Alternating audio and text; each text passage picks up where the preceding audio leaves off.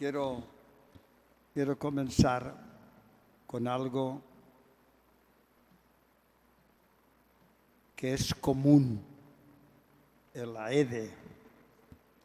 Todos hemos nacido de una manera o de otra en la renovación carismática. Yo creo que la inmensa mayoría que formamos parte de aquí, pues posiblemente más de uno y más de dos, pues no han formado parte de la renovación carismática. Pero eso no significa que no hayan nacido de la renovación carismática. Entonces voy a hacer una afirmación, pero no solo es mía.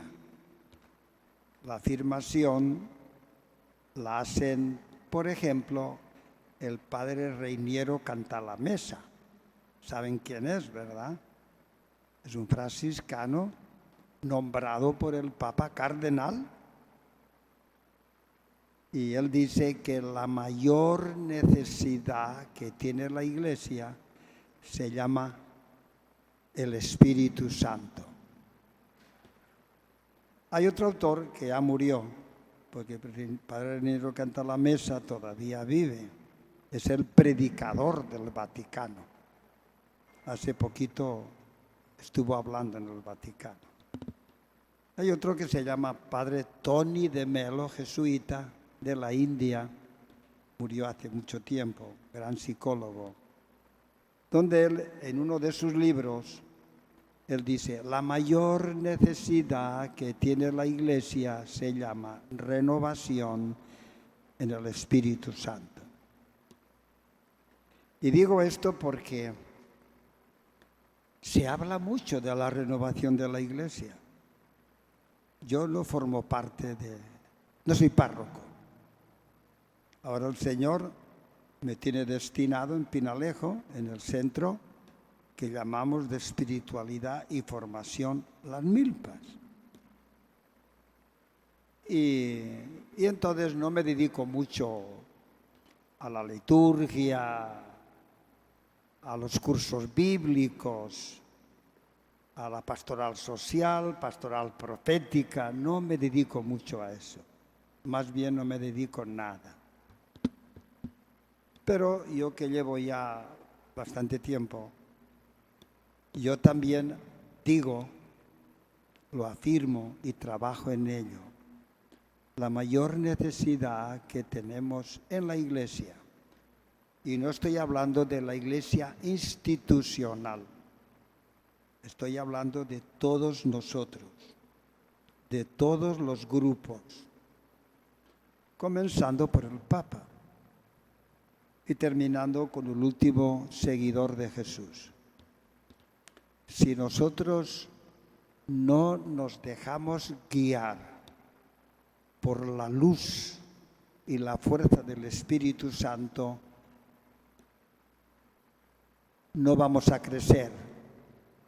Podremos ser una buena institución, podremos ser una buena organización, podemos tener buenos grupos, buenos coros, podremos tener varias cosas de esas y, en cierta manera, eficaces, porque en realidad, pues ya ven, Fortaleza de Dios, somos un buen grupo.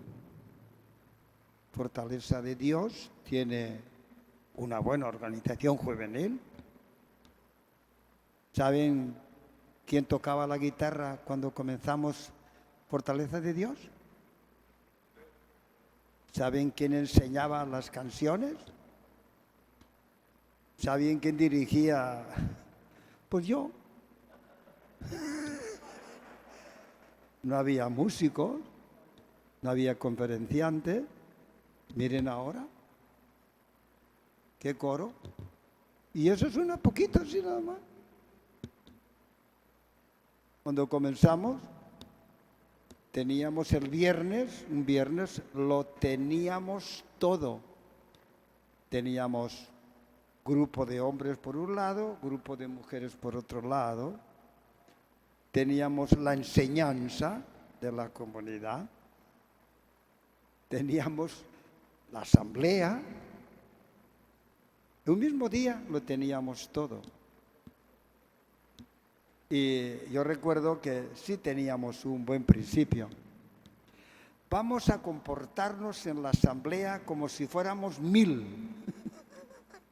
Éramos 6, pero nos queríamos comportarnos como 1000, cantando, alabando a Dios, profetizando, enseñando, todo eso, evangelizando, todo eso.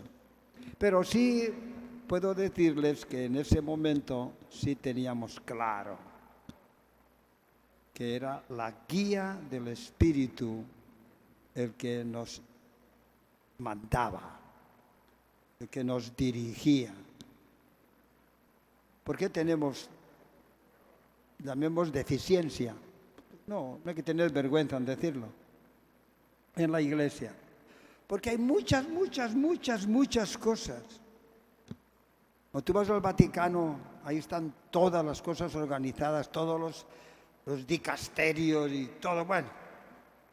Aquello cuando uno se mete en la estructura del Vaticano, la curia romana, eso es tremendo, eso es tremendo.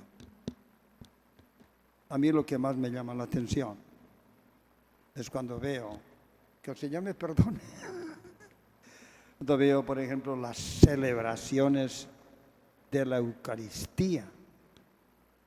Las celebraciones de la Eucaristía es la última cena. Y está el Papa todo vestido con su mitra, o con 40 obispos, 30 cardenales, 200, 300. Yo no sé si eso es la última cena. Aún esto, no sé si es la última cena. O es un rito. No lo sé. Estoy abriendo mi corazón a ustedes. Es que necesitamos volver a la fuente y a la fragancia del Evangelio. Y cuando uno penetra el Evangelio es distinto. El Evangelio no necesita de estructuras. El Evangelio necesita vidas. No es que estamos desechando las estructuras. Las necesitamos porque eso es como el andamiaje sobre el cual edificamos. Pero el andamiaje está bien, lo necesitamos para seguir construyendo. Necesitamos el Espíritu que nos vaya guiando. Y volver entonces. Antes les dije que hay fe, les dije, salvación y reino de Dios. Fíjense que la fe en quién, en estos momentos, la fe que nos habla la palabra está centrada en lo que los hebreos, la carta de los hebreos, llaman sumo sacerdote. Jesús no era ningún sacerdote. Pero resulta que los que escriben la carta eran convertidos.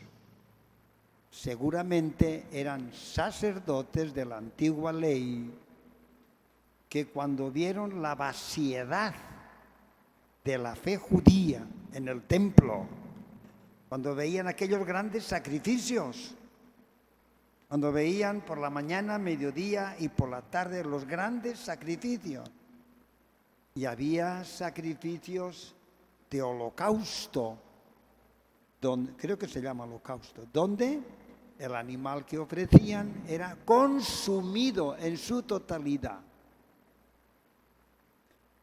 Y entonces, esos sacrificios se dieron cuenta los sacerdotes de la antigua ley que no conducían a nada, se convirtieron.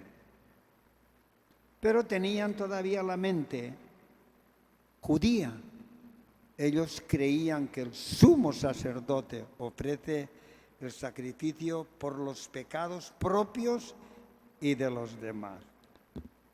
Pero cuando vieron a Jesús crucificado, ellos dijeron, ese es el sumo sacerdote, ya no necesitamos ningún sacrificio más, porque Él murió de una vez para siempre por todos.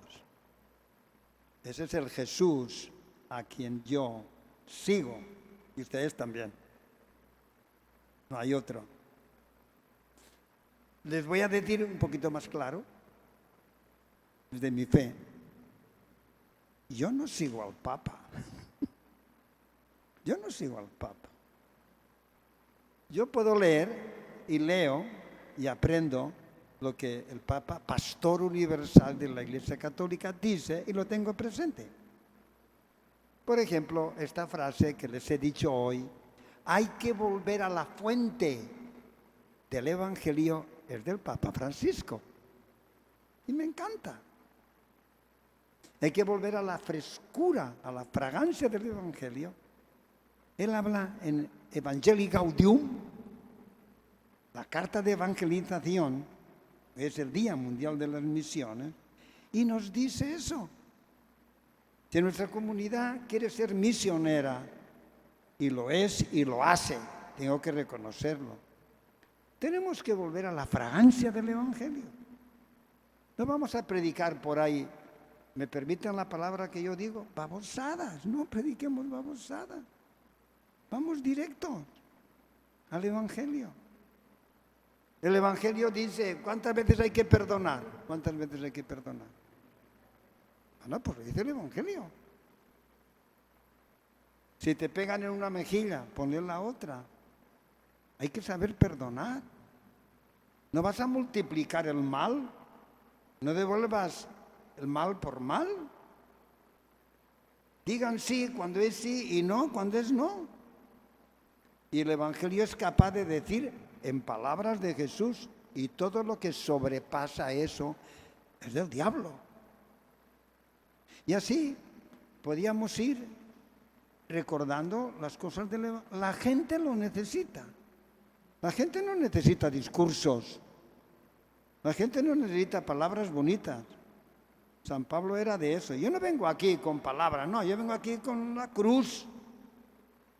Y el Señor a quien ha escogido a lo que no es para confundir a lo que es. Son palabras de Pablo. Entonces, la fe que nosotros tenemos es en Jesús. Pero Jesús nos dijo,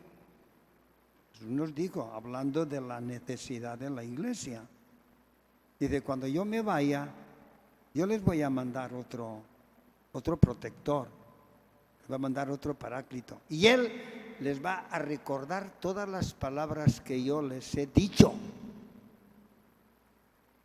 Por eso, todas las estructuras que hay en la iglesia son andamiajes, en cierta manera nos estorban. Yo doy gracias a Dios por nuestra comunidad. Y doy gracias a Dios por nuestra comunidad porque es una comunidad laica.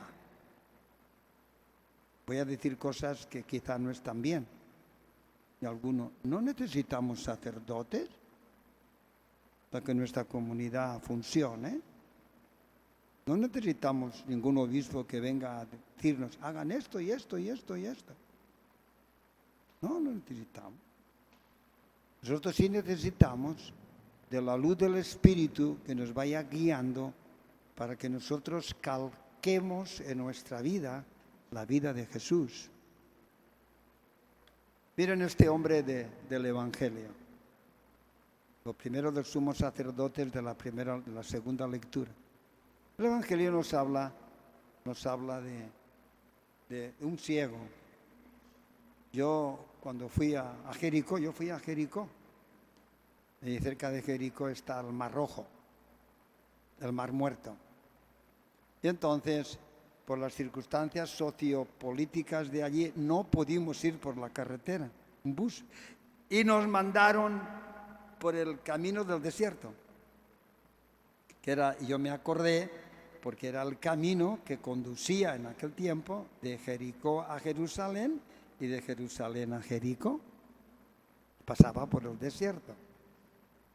Y yo me acordé, digo, ¿dónde sería? ¿En qué rincón sería? Porque era un camino iba mucha gente por allí. Allí iban todos los comerciantes. Jericó, ¿saben lo que es? Es un oasis. Había agua. En el desierto había agua. Y Jerusalén, la gran ciudad, a Jerusalén siempre se sube. Jericó, en el Mar Muerto, 400 metros de profundidad, y Jerusalén, 800 metros de altura. A Jerusalén siempre se sube. Tengo una charla de eso, ¿verdad? Allí fue también donde el samaritano. Y le asaltaron, etcétera, y le robaron todo lo que tenía. Pues allí estaba. Y cuando se entera de que pasa Jesús, pero ¿qué pensaría ese hombre de Jesús? Porque es primera vez que se nos habla de él y comienza a gritar. Se conoce que el nombre de Jesús sonaba en todas partes. ¿Qué decía la gente? ¿Cómo lo diríamos hoy? El gran carismático. El gran carismático. El hombre que se preocupaba de los pobres, de los necesitados, de los enfermos. Y este hombre, pues ciego, tiene que pedir limosna para poder sobrevivir, nada más. Ya saben la historia. Aquel hombre tiene fe. Tiene fe. Y tiene fe en cosas concretas y definidas. No es una fe teórica. Este hombre me va a salvar. La salvación en él era que estaba ciego. Y comienza a gritar y la gente, pero cállate, hombre, cállate. ¿No ves tú la cantidad de gente? Cállate, hombre. Pero gritaba más. ¿Por qué gritaba? Porque tenía fe. Y Jesús lo oyó. Ya lo había oído, pero Jesús lo oyó. Llámenlo. Y lo raro es, según la descripción bíblica, dice, soltó el manto, pegó un salto, pero un ciego, un pobre, que le importaba el manto y que le importaba romperse una pierna, no le importaba nada. Lo que le importaba era lo que él necesitaba. ¿Y qué quieres? El Señor que vea. Aquel hombre siguió a Jesús. Dice que lo siguió por el camino. Bueno, la fe a este hombre lo salvó de su necesidad y lo salvó también, no sé, no pone más la Biblia, lo siguió, era un discípulo de Jesús. Posiblemente fue un discípulo de Jesús, por eso la Biblia lo recoge, porque la Biblia recoge los hechos de los primeros cristianos. Y este hombre posiblemente fue un seguidor de Jesús, ¿verdad? La fe. Él creyó que en Jesús había vida. Entonces la pregunta, ¿en Jesús hay vida o no hay vida? ¿En Jesús hay salvación o no hay salvación? ¿En Jesús hay transformación o no hay transformación? ¿En Jesús la iglesia se renueva o no? Entonces, estas ideas se manejan bastante en nuestras comunidades, que somos discípulos de Jesús. Y es importante, creo yo, que en estos 39 años de vida que nosotros llevamos, podamos renovarnos no solamente por bien nuestro, sino renovarnos por bien de la sociedad. Debemos ser, en medio de la situación que vivimos, pues luz. Poca gente nos hace caso, muy poca gente. Pero en una ocasión, y yo lo digo aquí, porque yo creo que además fui yo, tuve una luz donde el Señor nos dijo, ustedes con el tiempo van a ser mis pastores. No hay pastores. Hay gente organizadora, hay mucha.